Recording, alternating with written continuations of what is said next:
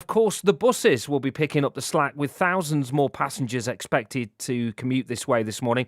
Alison Edwards is the policy director for the Confederation of Passenger Transport UK, who represent the bus and coach industry. Morning, Alison. Good morning, Paul. So are the bus operators ready for all of this? Are they prepared? Well, buses and coaches will be running as normal throughout the planned rail strikes this week, and operators are adding as much capacity to their services as they can.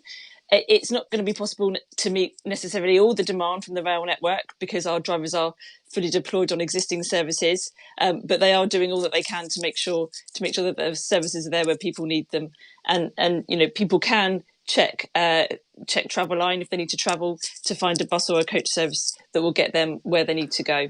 Was the good thing, if there is a good thing about this, the fact that you've had quite a bit of warning about this, so extra services could be added? Yeah, indeed. So it does help if we get extra warning. But as I said, we also have to balance it off with making sure that we keep our standard services running. Obviously lots of our drivers are fully deployed on those. But it has been helpful to help us to plan ahead.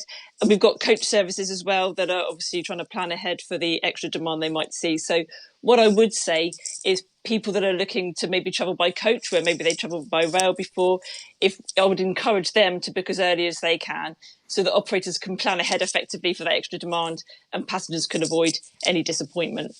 I think I probably know the answer to this, but is the network equipped to cope, in your opinion? Well, it's early days, and as we've heard this morning, it's a bit early to tell quite how much extra demand that we will see.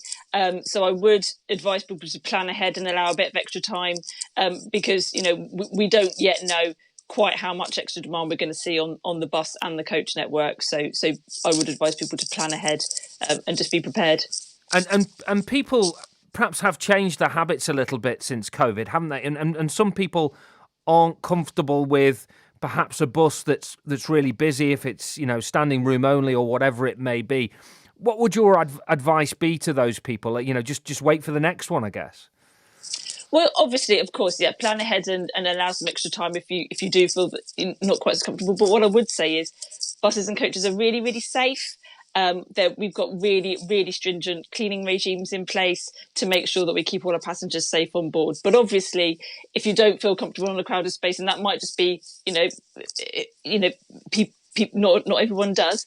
Absolutely, wait for the next service. But I can assure people that we do keep those services really clean, really safe for all of our passengers. Alison, thank you very much for joining me this morning.